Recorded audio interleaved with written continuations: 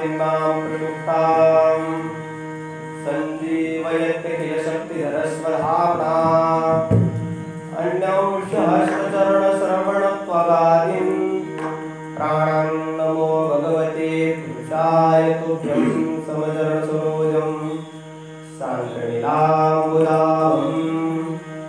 जगन्नहितपाणिं मण्डलं मण्डलानां तरुणतुलसीमाला कन्दरं कञ्जनेत्रं सदेदवदासं विठलं चिन्तयामि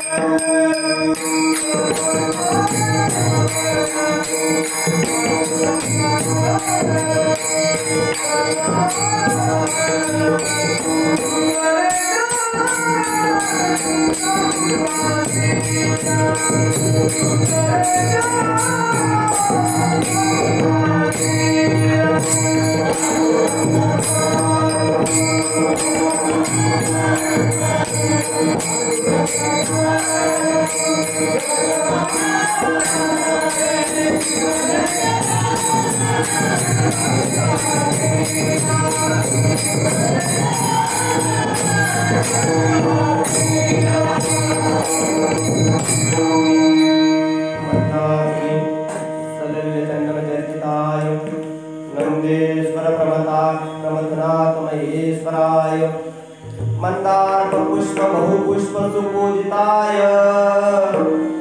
तस्मै मकाराय नमः शिवाय कैलासिता देव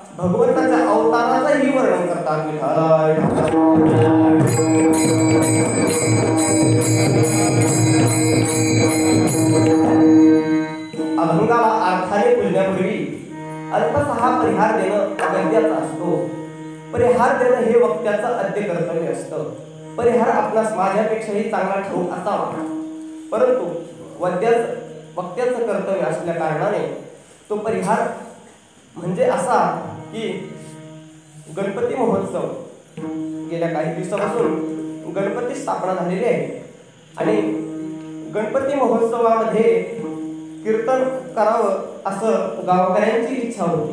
कीर्तनाकरता दिवस निवडला एकादशीचा. त्यामध्ये योगायोग असा झाला की आज भगवान महाविष्णूचा 5वा अवतार म्हणजे वामनांचा आज अवतार झालेला आहे. म्हणजे भगवान महाविष्णू वामन रूपाने अवतीर्ण झालेले आहे. अर्थात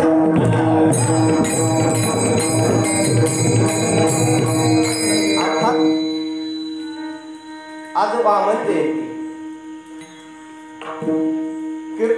वामन जयंती निमित्त कीर्तन आहे. कीर्तनाकरता निवडलेला अभंग जगद्गुरु तुकोबरायांचा आहे. अवताराचा महिमा, अवताराचं वर्णन करणार आहे. अवतार अवतार अवतार म्हणजे काय? अवतार म्हणजे काय हो?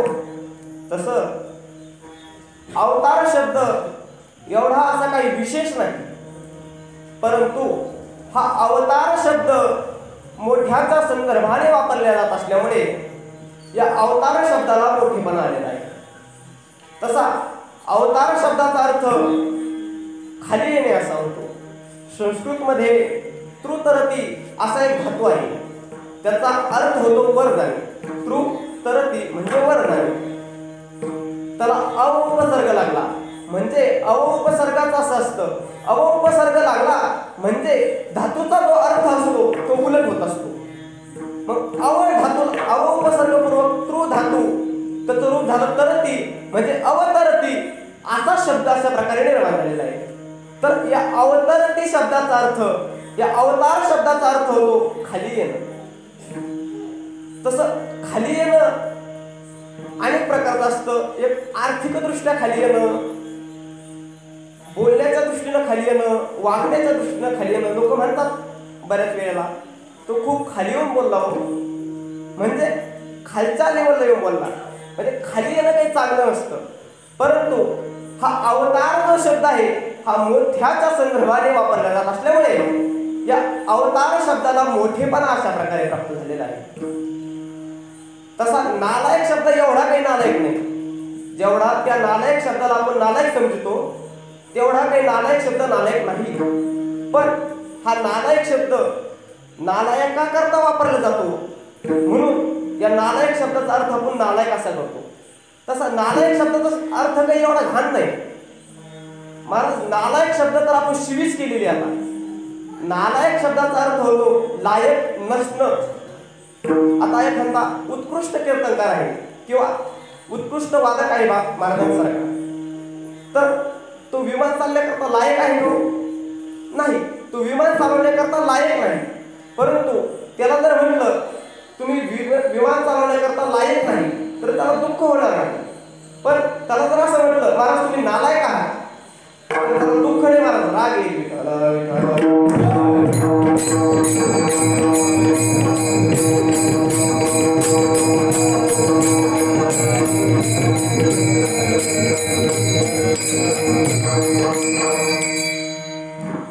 तसं अवतार शब्द हा काही असा विशेष नाही, काही महत्वाचा नाही.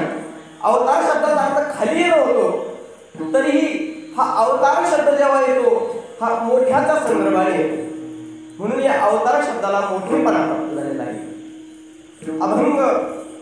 अभंगामध्ये अवतार, आम्हासाठी अवतार शब्द आलेला आहे. म्हणून अवतार शब्दाचं विश्लेषण आपण करत आहोत. अवतार शब्दाचा अर्थ होतो खाली येणं, म्हणजे खाली येणं म्हणजे अवतार. आज भगवान महाविष्णूचा 5वा अवतार झालेला आहे. म्हणजे 5व्या वेळेस भगवान महाविष्णू आज खाली आलेले आहे. याच्या अगोदरही 4 वेळेस येऊन गेले आणि आता आजचा जो दिवस आहे या दिवशी भगवान विष्णू 5व्या वेळेस खाली आले होते. तर खाली कोण येत असतं, म्हणजे अवतार कोण घेत असतं, हाही एक प्रश्न आहे. कारण अवतार शब्द आपण बघितला, पण अवतार घेतं कोण घेत अवतार? तसं तात्विक दृष्टीने जर विचार केला तर या जगतामध्ये 2 घटक आहेत. एक जड वर्ग आहे आणि एक चेतन वर्ग आहे. पुन्हा जो जड आहे त्यामध्ये तर प्रकार नाही पडले, पण जो चेतन आहे त्यामध्ये तर काही प्रकार नाही पडले. परंतु जो जड वर्ग आहे म्हणजेच माया ही जड असते आणि परब्रह्म हे चेतन असतं. तर जी माया आहे त्या मायेचे दोन प्रकार पडले. एक शुद्ध सत्वगुण प्रधान माया आणि मलिन सत्वगुण प्रधान माया म्हणजे अविद्या तिला नाव आलं किंवा अंतःकरण हे आपण तिला म्हणतो. तसं एक जड वर्ग आहे, एक चेतन वर्ग आहे आणि जो जड वर्ग आहे त्यामध्ये दोन प्रकार आहेत. तर पुन्हा जो चैतन्य आहे त्याचा या दोघांशी संबंध झाला. म्हणजे शुद्ध सत्वगुण प्रधान मायेशी ज्या चैतन्याचा संबंध झाला तो एक वेगळा वर्ग पडला आणि मलिन सत्वगुण प्रधान मायेशी ज्याचा संपर्क आला, ज्याचा संयोग झाला तो एक वेगळा घटक झाला. म्हणजे असे टोटल या जगतामध्ये 4 घटक पडलेले आहेत.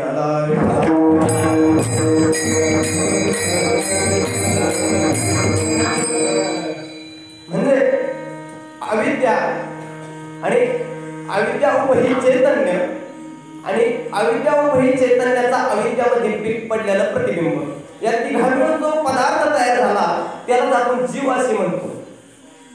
वेदांतामध्ये त्यालाच अंतःकरणरूपी चैतन्य असंही नाव दिलेलं आहे. अंतःकरणरूपी चैतन्य नाव जीव अशी व्याख्या आहे. म्हणजे अंतःकरणरूपी चैतन्य त्याला जीव म्हणतात. एक जीव वर्ग झाला. दुसरा माया उपाधीने युक्त असा तो ईश्वर एक वर्ग झाला.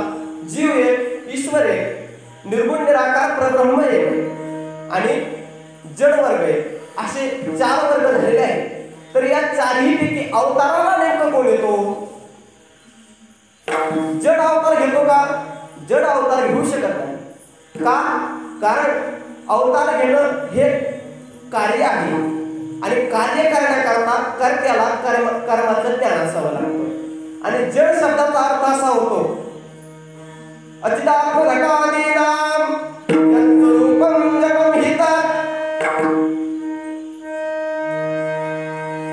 विद्यानंद स्वामी पंचदशिकात विद्यानंद स्वामी म्हणतात अचिदात्म घटादीनाम, चेतनरहित जे घटाधिक आहे त्यांना जड असे म्हणतात. म्हणजे ज्याच्या ठिकाणी चैतन्य नाही, म्हणजे चैतन्य रहित जो भाग आहे त्याला जड म्हणतात. त्या जडाच्या ठिकाणी चैतन्य नाही. चैतन्य शब्दाचा अर्थ ज्ञान होतो. म्हणजे त्या जडाच्या ठिकाणी ज्ञान नाही म्हणून त्याला कर्माचं ज्ञान नाही, म्हणून तो कार्य म्हणजे अवताररूपी कार्य करू शकत नाही. आता हे स्टँड आहे. हे स्टँडला जर विचार बाबा तू कुठला आहेस, तू कोण आहेस, हे त्याला सांगता येईल का? नाही सांगता येणार. का नाही सांगता येणार? कारण त्याच्या ठिकाणी ती संवेदना नाही, ज्ञान हा त्याच्या ठिकाणी गुण नाही. म्हणून जड वर्ग अवतार घेऊ शकत नाही. ठीक आहे, जड वर्ग अवतार घेऊ शकत नाही.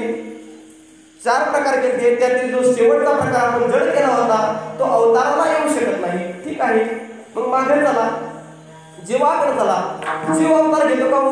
जीवाच्या ठिकाणी ज्ञान असतं. कारण जीव म्हणजे एक नुसतं जड म्हणजे जीव नाही ना. जीवामध्ये जडाचाही भाग आहे आणि चैतन्याचाही भाग आहे. जीवामध्ये जडाचाही अंश आहे आणि चैतन्याचाही अंश आहे. जड चेतन मिश्रित जो घटक असतो त्याला विशिष्ट म्हणतात. ते विशिष्टामध्ये 2 प्रकार आहेत, ईश्वर आणि जीव. त्यातील जीव अवतार घेऊ शकत नाही. का घेऊ शकत नाही मग जीव अवतार? त्याचं कारण असं, जीव जो असतो हा प्रातंत्र असतो. जीव स्वतंत्र नाही महाराज. जीव हा दुसऱ्याच्या अधीन आहे. दुसऱ्याचा अधीन असलेला घटक, दुसऱ्याचा अधीन असलेला पदार्थ अवतार घेऊ शकत नाही. अवतार म्हणजे जन्म वेगळा आणि अवतार वेगळा. जन्म म्हणजे अवतार नाही, अवतार म्हणजे जन्म नाही. आपला तुमचा जो होत असतो त्याला जन्म म्हणतात. जन्म जे आहे ते उत्पन्न होणे.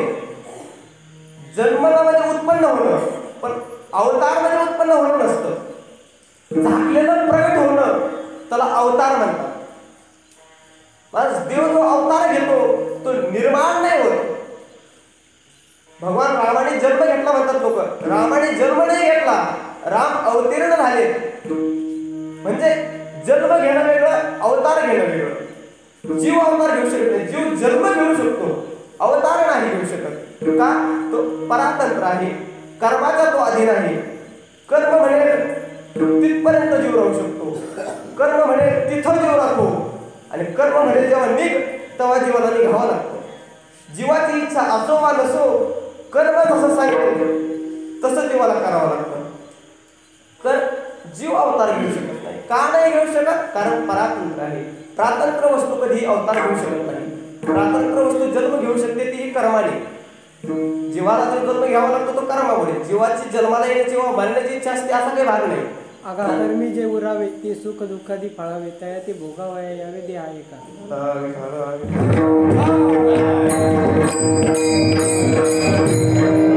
कर्मी जे उरावे म्हणजे कर्माने जर तो उरला तर ते सुखात्मक वा दुःखात्मक फळाकरता त्याला जन्म घ्यावा लागतो.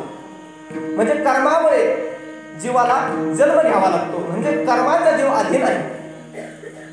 जीव कर्माच्या अधीन आहे, तो अवतार घेऊ शकत नाही. चला, जड अवतार घेऊ शकत नाही, जीव अवतार घेऊ शकत नाही. तर राहिले दोन घटक, एक निर्गुण निराकार परब्रह्म आणि एक ईश्वर. निर्गुण निराकार परब्रह्म ही अवतार घेऊ शकत नाही. का नाही घेऊ शकतो? कारण अवतार घेणं म्हणजे हा एक विकार आहे, आणि परब्रह्म त्याला म्हणतात ज्याच्या ठिकाणी कोणताही विकार नाही. माऊली ज्ञानोबा करतात, अर्जुना काहीच जेत नाही, तो प्रकृतीचा भ्रातार पाही, तो प्रकृतीचा भ्रातार पाही, तो प्रकृतीचा नवरा आहे, तो प्रकृतीचा मालक आहे, ज्याच्या ठिकाणी काहीच नाही. काय नाही? कबीरदास वर्णन करतात, रंग नाही, रूप नाही,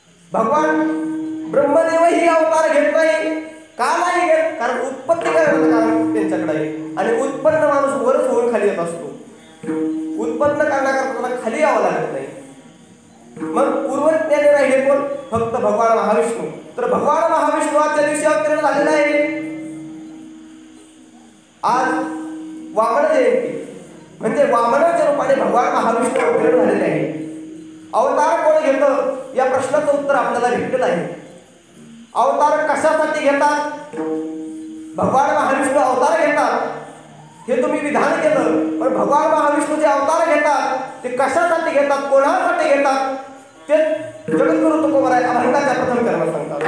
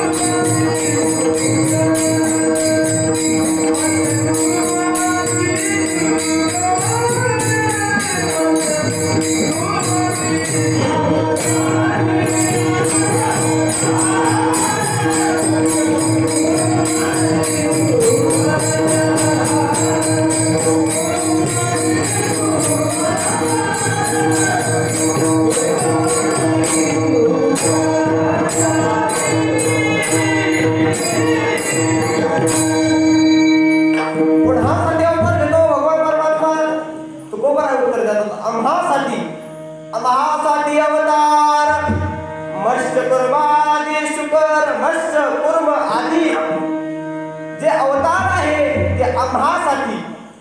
जगद्गुरु तुकोबराय म्हणतात भगवान परमात्मा जो अवतार घेतो तो दुसरं कोणासाठी घेत नसून आम्हासाठी घेत आहे.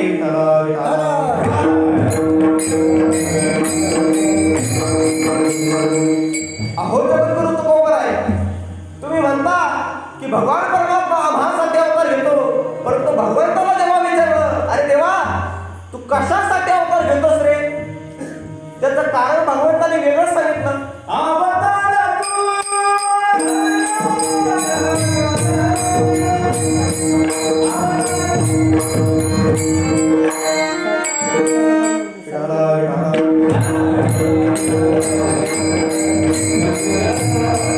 परित्राणाय साधूनां विनाशाय च दुष्कृतां धर्म संस्थापनार्थाय संभवामि युगे युगे धर्मरक्षावया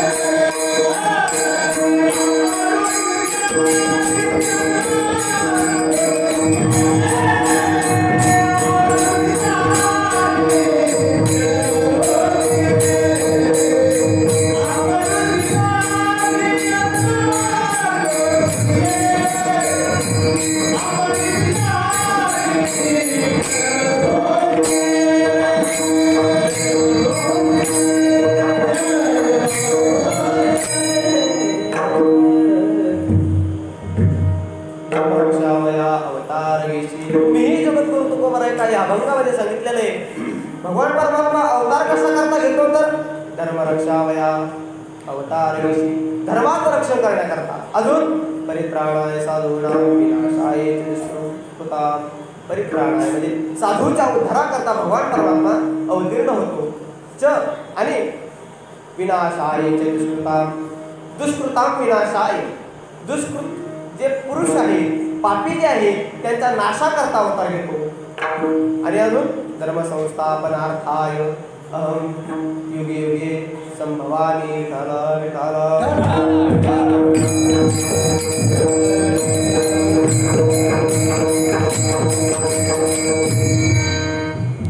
तुम्ही म्हणता भगवान परमात्मा आमच्यासाठी अवतीर्ण होतो आणि परमात्मा म्हणतो मी साधूच्या रक्षणाकरता धर्माच्या स्थापनेकरता आणि दुष्टाच्या नाशाकरता अवतीर्ण होतो.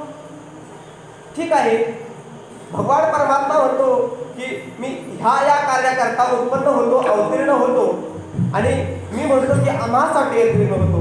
तर माझ्या बोलण्यामध्ये तुम्हाला विरोधाभास वाटत असेल, परंतु माझ्या बोलण्यात आणि भगवंताच्या बोलण्यामध्ये विरोध नाही. कारण भगवंताने काय सांगितलं, भगवंत म्हणतात परित्राणाय साधूनां. मी साधूंच्या रक्षणाकरता अवतीर्ण होतो. मग आम्ही कोण आहोत? आम्ही साधूच आहोत. मग आमच्याकरताच तो अवतीर्ण होतो. म्हणून भगवंताच्या वचनाशी आमचा विरोध नाही. परंतु तुकोबराय भगवंताने नुसतं साधूच्या रक्षणाकरताच मी अवतीर्ण होतो असं नाही सांगितलं. आणि तुम्ही म्हणताय की आमच्या करताच अवतीर्ण होतो, म्हणजे भगवंताच्या वचनाशी विरोध येऊ राहिला. भगवंताने पुढे जाऊन सांगितलं धर्मसंस्थापनार्थाय. धर्माच्या संस्थापनेकरता मी अवतीर्ण होतो. तर याचं उत्तर असं देता येईल आपल्याला की धर्माचं रक्षण करणं म्हणजे काय हो? धर्म म्हणजे काय?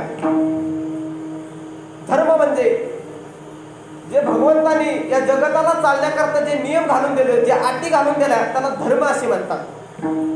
आणि त्या धर्माचं जर रक्षण करत असेल तर धर्म अनुष्ठान करणाऱ्याचं लक्षण झालं पाहिजे. आणि धर्म अनुष्ठान करणारे आम्ही आहोत.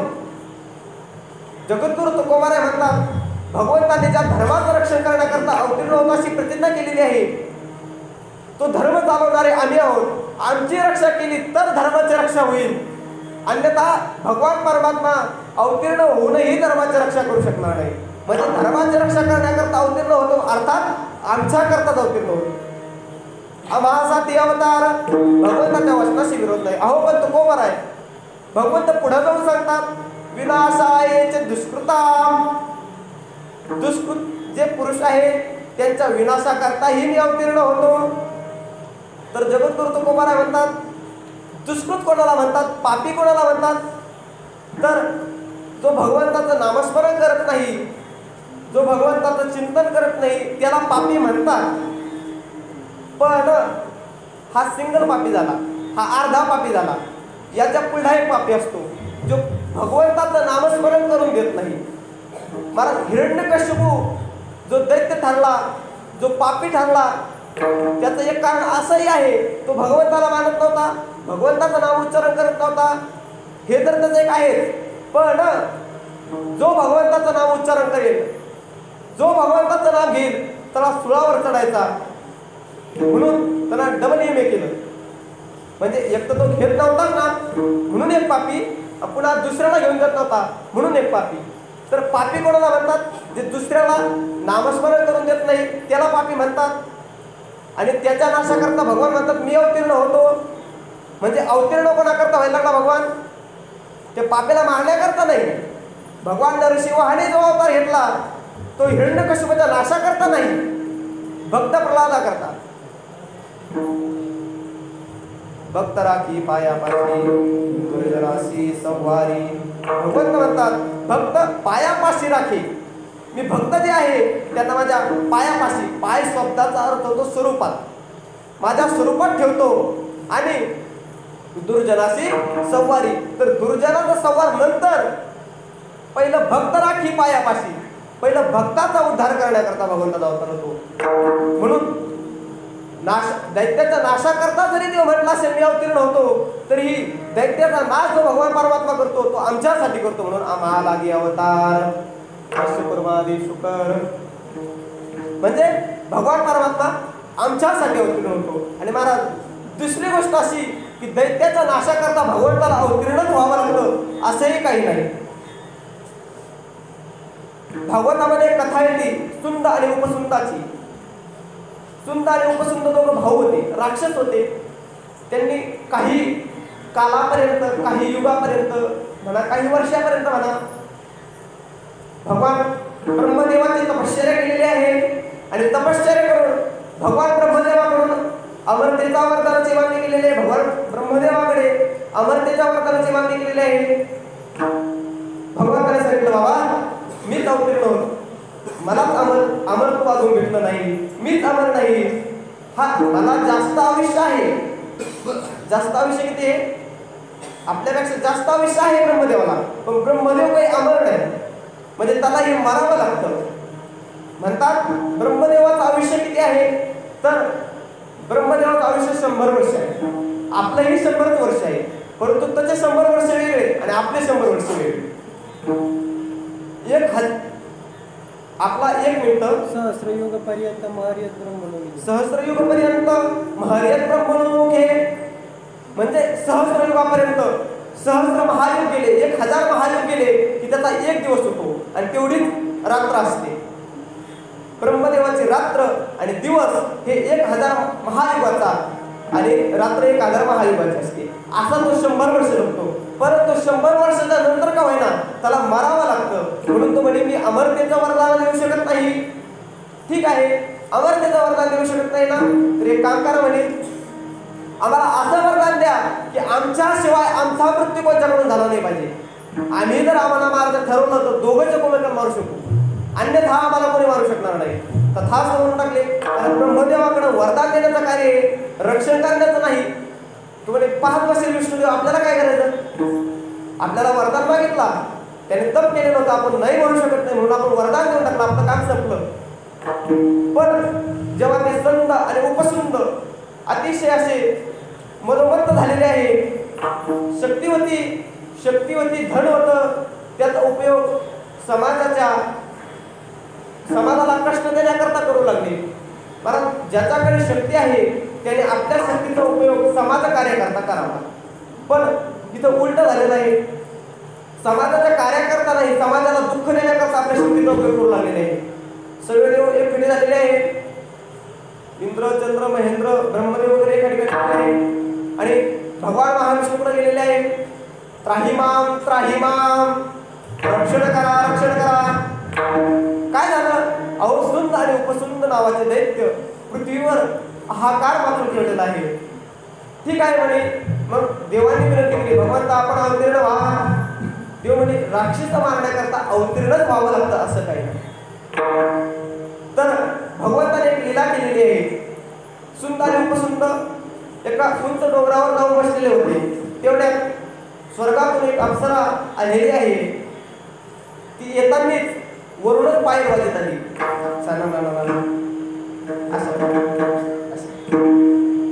पाय वाजत आलेली. दोघांनी वर बघितलं, कोणीतरी येत आहे.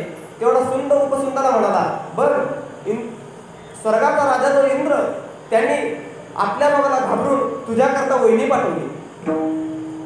उपसुंद म्हणाला, नाही दादा, मी लहान आहे आणि वाटा उचलण्याचा अधिकार लहान्याचा असतो, मोठ्याचा नाही. तर ही जी स्त्री आलेली आहे तिच्यावर माझा अधिकार आहे. नाही म्हणजे माझा आहे. दोघात भांडण सुरू झालेले. थांबा म्हणे, आपण एक काम करू म्हणे, भांडण केल्यापेक्षा तिलाच विचारू तू कोणासाठी आलेली आहे. ती खाली आलेली आहे, खाली उतरलेली म्हणजे डोंगरावर थांबलेली आहे.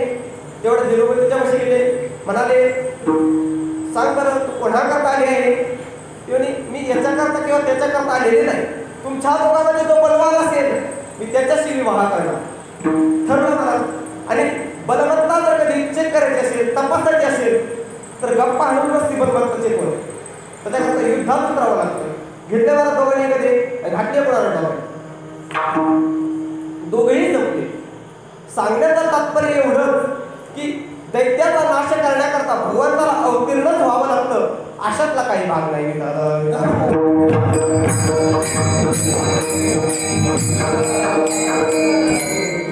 अवतीर्ण न होताही भगवान दैत्याचा नाश करू शकतात.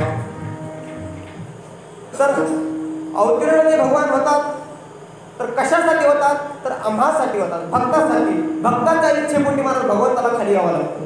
निर्गुणाकार झाले गुणवंत. निर्गुण असलेला परमात्मा जो गुणवंत झाला तो भक्ता करता.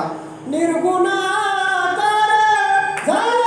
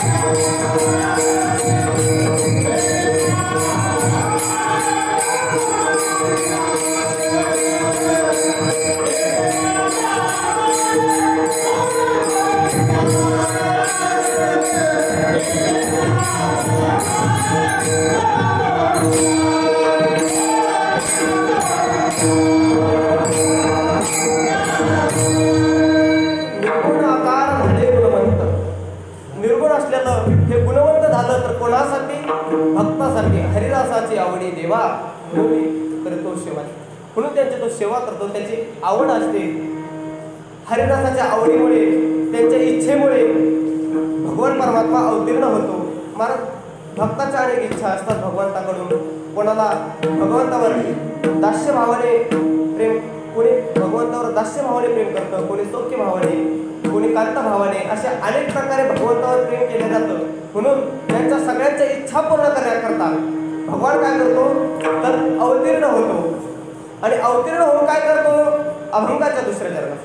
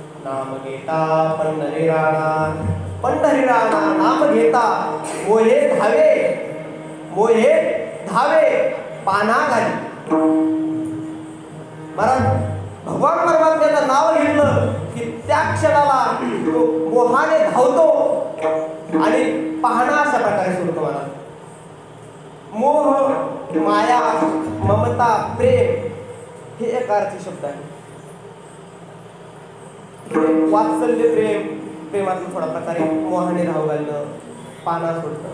तर वात्सल्याच्या बाबतीत आई ही सर्वांना ठाऊक आहे, जगप्रसिद्ध उदाहरण आहे आईचं. परंतु आईमध्येही पुन्हा गाय जर असेल ना, तिथं विशेष रूपाचं प्रेम आपल्या वासावर असतं. मला तरी नाही वाटत एखादी गाय डॉक्टरकडे गेली असेल आणि तिनं गोळ्या खाऊन पाडला असेल, पण आपण तीही हद्द पार केली. मातृत्वाला कलंक लागलेला आहे मला. खूप मोठा डाग आहे हा मातृत्वाला. जी आई आपल्या जीवापेक्षा पुत्राला मानते, ती आई आपल्या पुत्राचा जर जीव घेत असेल तर तिला आई नाही म्हणते ना, तिला हाडे म्हणते.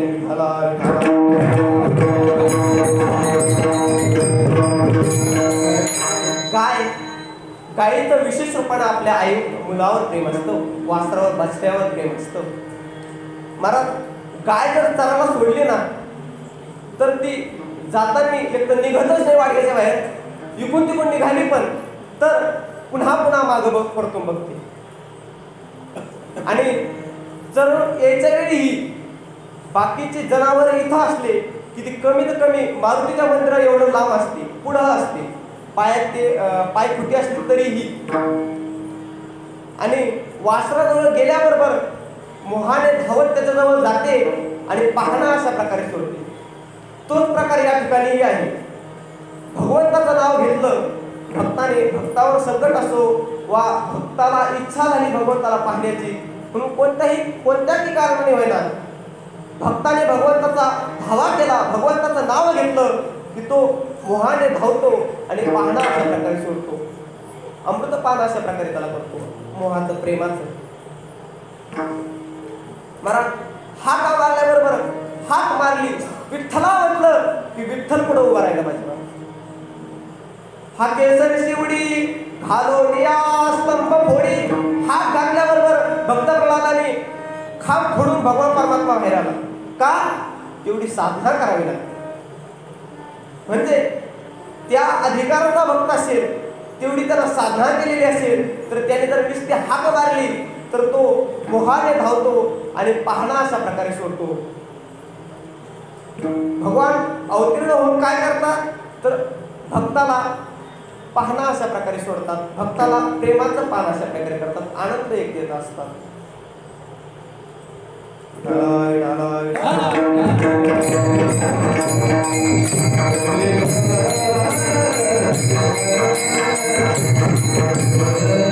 तसा जर तो बघितला, नाव घेतल्याबरोबर तो पुढे उभा राहतो, पण तसा जर बघितला तर तो कुठं दिसत नाही. महाराज पाहता न दिसे कोठे,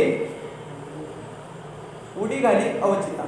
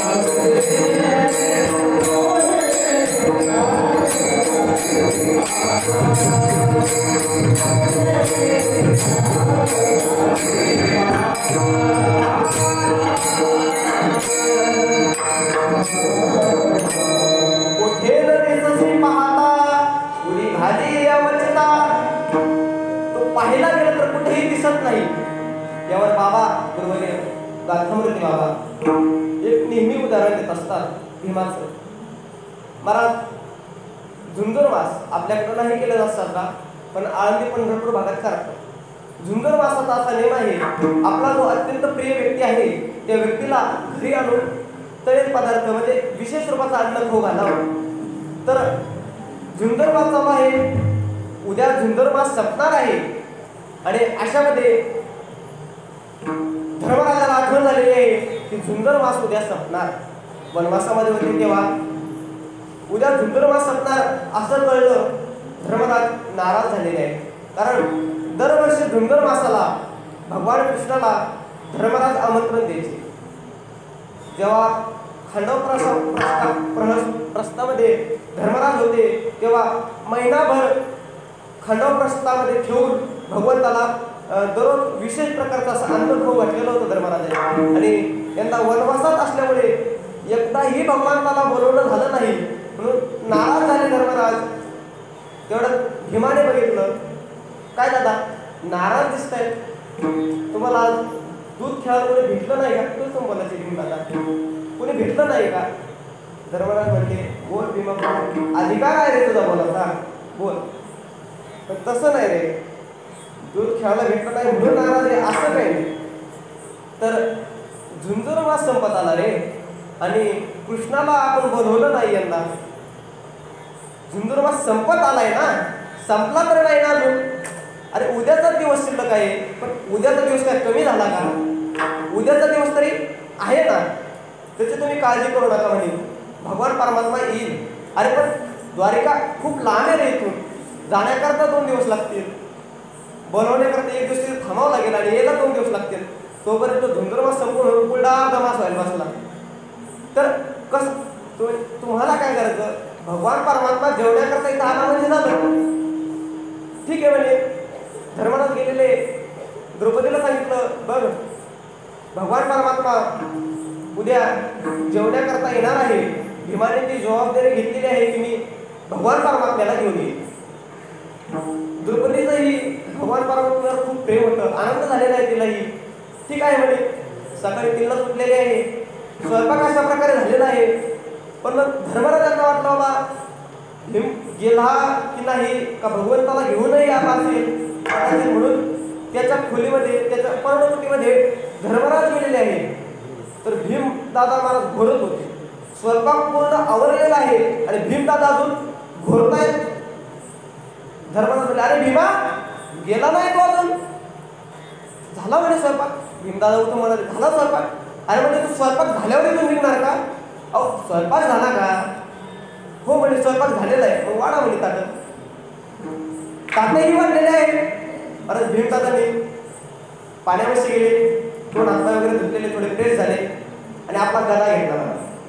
भीमदादाचा गदा 60 मन किलोचा होता, म्हणजे 250 क्विंटलचा होता. यशोजी कंकाची तलवार 7 किलोची होती. ज्या यशोजी कंकाने एका तलवारीच्या वारामध्ये हत्तीची सोड तोडली, त्यांच्या तलवारीचं माप होतं 7 किलो. पण भीमदादाच्या गद्याचं वजन होतं 2.5 क्विंटल. परत 2.5 क्विंटल भीमदादाचा गदा उचलण्याकरता बाकीचे भीमदादा सोडून जर दुसरं कोणी असेल ना तर 8 ते 10 जण लागायचे, तेव्हा तो हलायचा गदा. इतका जर भीमदादाचा गदा आहे. गदा घेतलेला आहे, बाहेर आलेले मोकळ्या पटांगणात आणि गद्याला शपथ घातली, बघ माझ्या व्यतिरिक्त जर दुसरीकडे कोणी गेला सरळ माझ्या डोक्यात यायचं. आणि गदा गरगर गरगर फिरवलेला आहे आणि फेकला पूर्ण ताकदीनं. भीमदादामध्ये 12 हत्तीची ताकद होती. 12 हत्तीच्या ताकदीनं फेकलेला आहे गदा. गदा आकाशाकडे गेलेला आहे, जेवढा वेगात गेला तेवढाच वेगात खाली आलेला आहे, कारण 2.5 क्विंटल त्याचं वजन होतं. विचार करा, आपण जर कधी एक छटाक जर पिलूवर फेकला तर तो किती वेगात खाली येतो. जर 2.5 क्विंटलचा गधा जर वर फेकला तर तो किती वेगात खाली आला असेल. मला वेगाने गदा खाली येत आहे. भीमदादा गद्या खाली उभा राहिलेले आहे आणि श्री कृष्ण गोविंद हरे मुरारी ये नाथ नारायण भगवंताचं नामस्मरण सुरू केलेलं आहे. मला दुसऱ्या क्षणाला भीमदादाच्या डोक्यामध्ये गदा पडणार आणि भीमदादाचा चुरा होणार. तेवढ्या गदा भगवंताने वरच्या वर धरली आणि भीम्या काय करतोयस? काही नाही म्हणे, निमंत्रण देतोय, झुंजूर मासाचं निमंत्रण. मग अशा प्रकारे काय झालं म्हणजे देवा, टाईम नव्हता एवढा तिथं येण्याकरता, तिथून बोलून आणण्याकरता, म्हणून हा पर्याय वापरला. म्हणजे तो कुठं दिसत नसला तरी तो सर्व ठिकाणी आहे. कोण दिसती पाहता उडी घाली अवचिता, परंतु जेव्हा संकट पडतं त्या क्षणाला तो काय उडी अशा प्रकारची घालतो. द्रौपदीनेही एकदा भगवंताचा धावा केला होता. जेव्हा दुर्वास आपल्या 60,000 शिष्यासोबत वनवासामध्ये असताना पांडव त्यांच्या घरी आलेले आहे. धर्मराज लावून त्याला धर्मराज म्हणले, ऋषी महाराज आलेले वाटतं, बाहेर आलेले, प्रणिपात केला.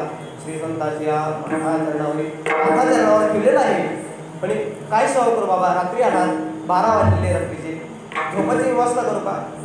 दुर्वास म्हणाले, अरे झोपणं सोड, तुझ्या पोटात आग पडली, झोपतो रे कशी?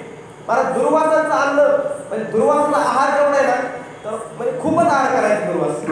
म्हणतात जेव्हा भगवान श्रीकृष्ण द्वारकेमध्ये होते तेव्हा नदीच्या पलीकडून दुर्वास बसलेले होते आणि ज्या भगवंताच्या 16,108 बायका आहे पत्नी आहेत, त्यांनी अशी इच्छा व्यक्त केली, बाबा परमात्मा एवढा चतुर आहे, आपला नवरा एवढा चतुर आहे, तर त्यांचे गुरु किती चतुर असतील, म्हणून त्यांच्या गुरुचं दर्शन घ्यावं म्हणून त्यांना जायचं ठरवलं.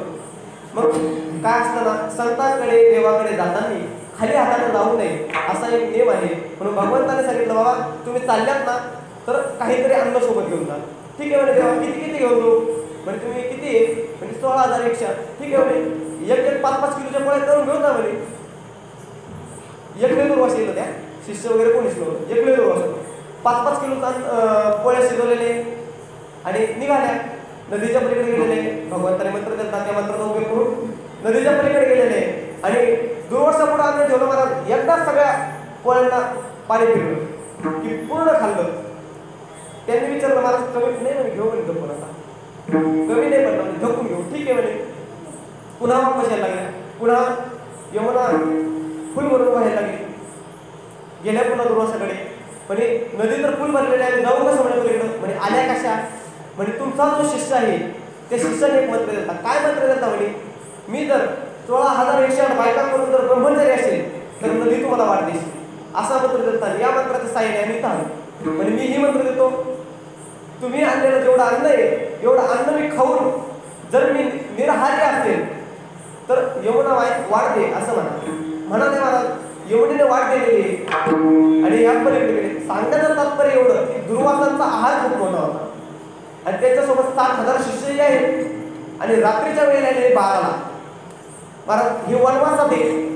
गावात जर असतं तर साहजिक होतं, राज्य वगैरे असतं तर करता येईल असं स्वतः, पण वनवासात आहे. द्रौपदीला सूर्याच्या कृपेने थाळी घेतलेली होती. त्या थाळीचा महिमा असा होता, जोपर्यंत सूर्य आहे तोपर्यंत ती जेवढं म्हणलं जितकं म्हणलं जे म्हणलं ते आणलं.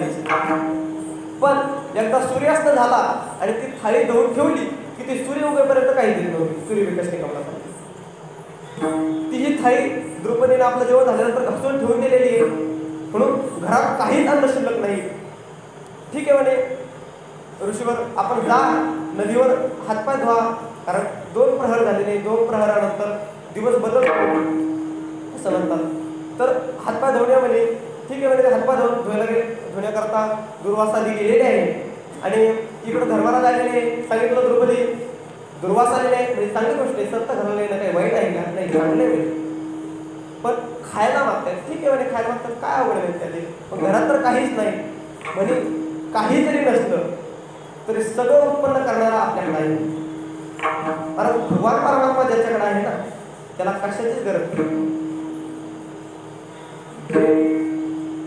देव आहे म्हणे, देवाचा धावा केलेला आहे.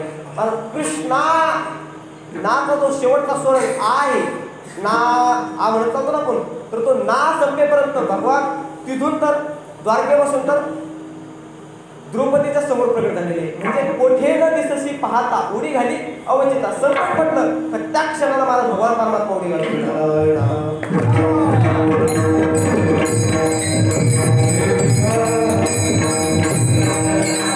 त्या क्षणाला अशा प्रकारे उडी घालतो. अजून अभंगाच्या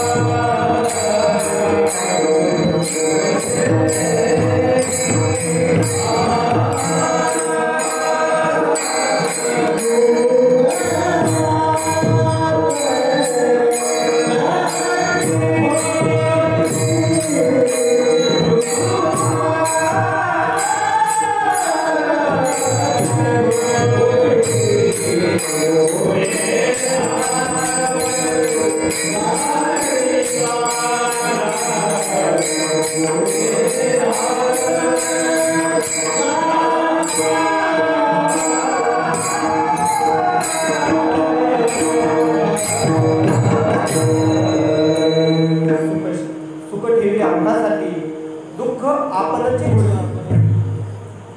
महाराज सुखाचा जो भाग आहे तो आमच्याकरता ठेवतो, केवळ निर्मळ सुख आमच्याकरता ठेवतो आणि त्यातील जो मिश्रित दुःखाचा भाग आहे त्याचा आपण घोट घेतो, म्हणजे आपण प्राशन करतो.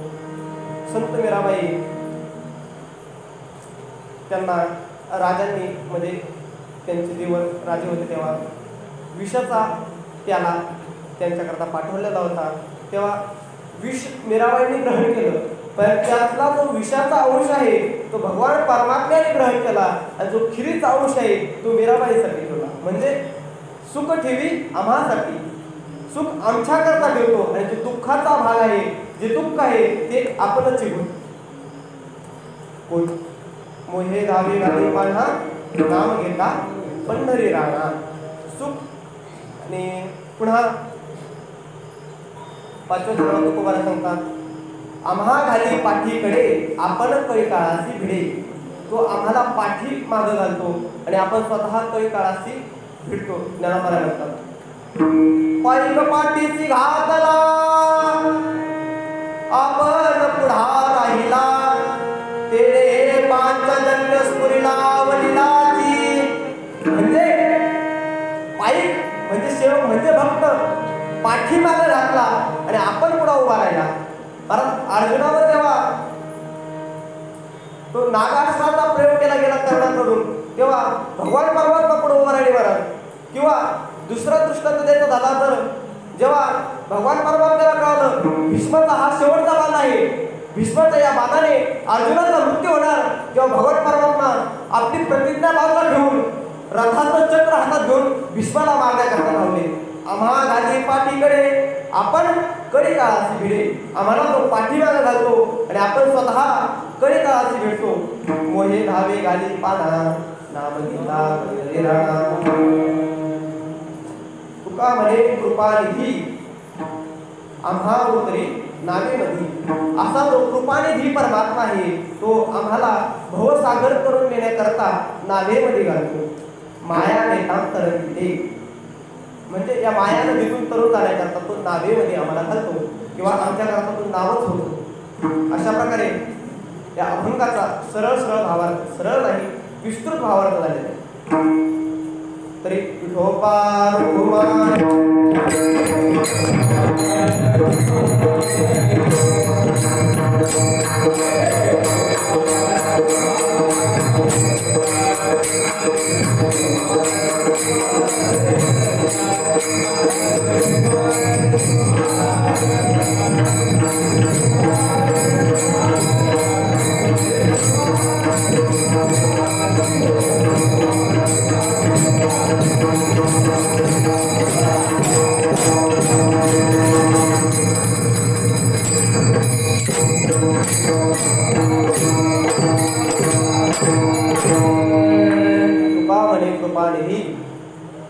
आम्हा उतरी नावेमध्ये मोहे धावे गाली पाना नाम घेता पंढरी राणा.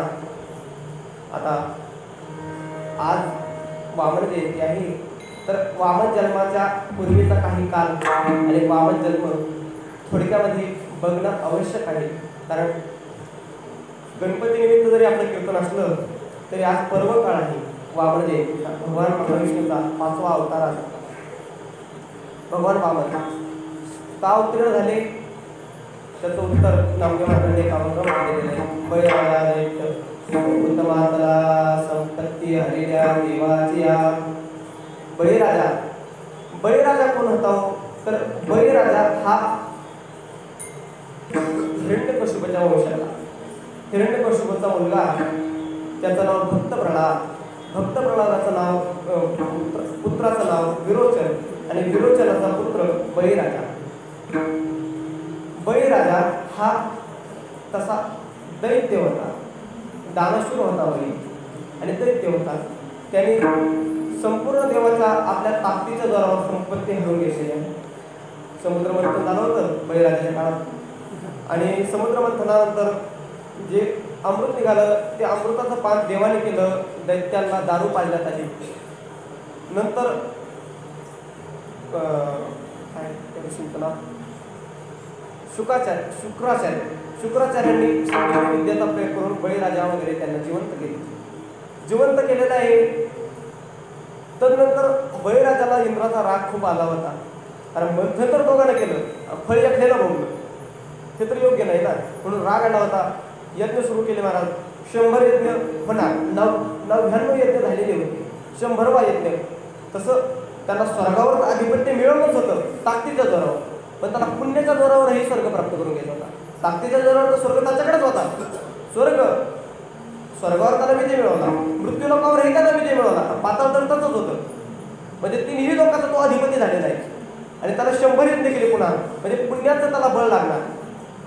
आधी तर ते एवढा बलवान, पुन्हा त्याच्या तो 100 यज्ञ करून स्वर्गाचा राजामध्ये इंद्र होणार. हे देवाला सहन नाही झालं महाराज. संपूर्ण देव संपत्ती हरलेल्या देवाचे ते काय जे जे देव आठविती प्रार्थना करती देवदेवा. त्या काळाला त्या समय असा जो समय होता, अशी जी बिकट परिस्थिती निर्माण झालेली होती, त्या वेळी जे जे देव आठवू लागले ते देवाची प्रार्थना करू लागलेले. भगवान महाविष्णूकडे गेलेले, वाचवा बळीराजा दैत्य मारलेला आहे. मग ते काळी तुवा आदिती उदरी अवतारधारी पटू झाला. अशा प्रकारे जेव्हा 99 यज्ञ पूर्ण झालेले आहे, 100वा यज्ञ आरंभ होणार, तेवढ्यात आदितीच्या उदरातून भगवान महाविष्णूने अवतार अशा प्रकारे घेतला.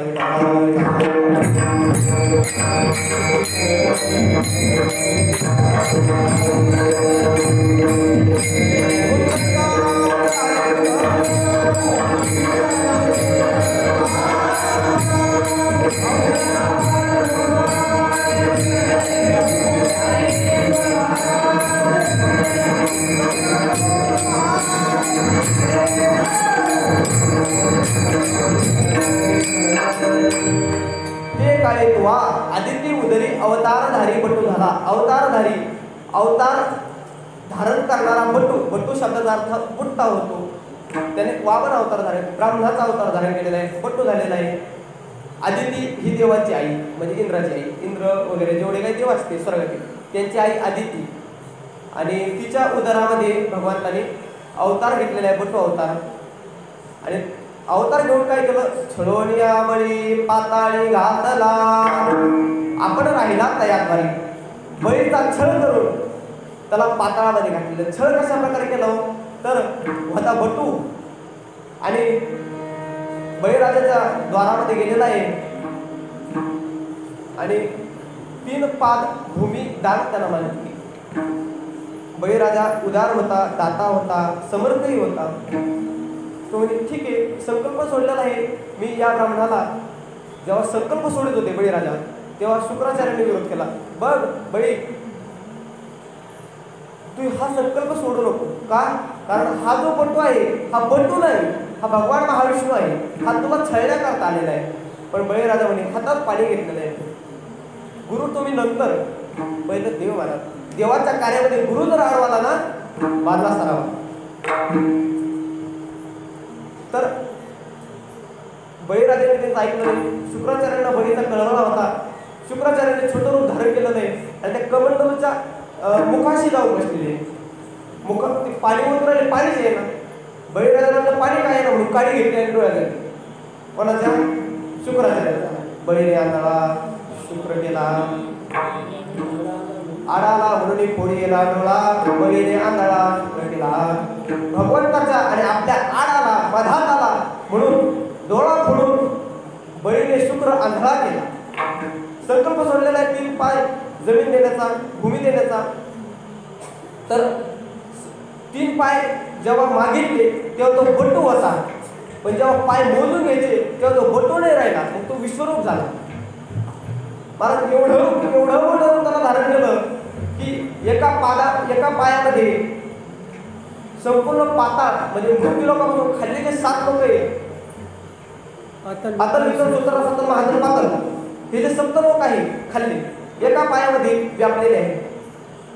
आणि वरले भुवा तपा जना तपा वरले 7 लोक आहे ते दुसऱ्या पायात व्यापलेले. 2 पायामध्ये संपूर्ण ब्रह्मांड व्यापून गेलं. 3रं पाय ठेवण्याकरता जागा राहिलेली नाही. बळीराजा तो 3 पायाची पायाचा संकल्प सोडलेला आहे आणि तुझा संकल्प अर्धवट राहत आहे. कारण दोनच पायामध्ये संपूर्ण तुझं जेवढं राज्य होतं तेवढ्या राज्यामध्ये काय झालेलं आहे, व्यापलं नाही. दोनच पायामध्ये संपूर्ण राज्य व्यापलं नाही. तिसरा पाय कुठं ठेवू म्हणे काहीच राहिलं नाही तर मग माझ्या डोक्यावर ठेवा म्हणे. आता काय करणार, कारण नेम असा आहे, दान दिलं त्या वस्तूपेक्षा दान देणारा मोठा असतो. जर दान जे दिलं त्याला त्याच्याकरता भगवंताला 2 पाय लागले, तर दान ज्याला देतो त्याच्याकरता 1 पाय म्हणजे त्यापेक्षा डबल होता. म्हणजे त्याच्या पायाखाली तो बसला नाही असं काही नाही. म्हणजे पायाच्या लेवलला तो बरोबर होता. म्हणून त्याला काय पाय डोक्यावर ठेवलेले आहे आणि पाताळामध्ये बळीला घातलेलं, म्हणजे चढवणे आवडी पाताळी घातला आणि आपण तयाद्वारे राहिला. आपण त्याच्या द्वारामध्ये द्वारपाळ बनवलं आहे.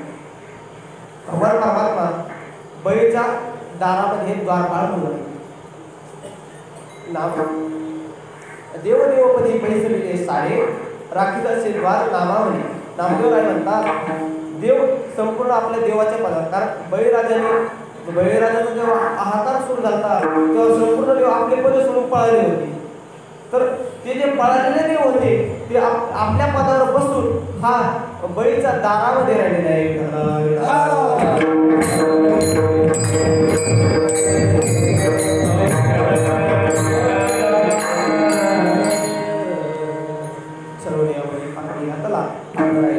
तयार झाली.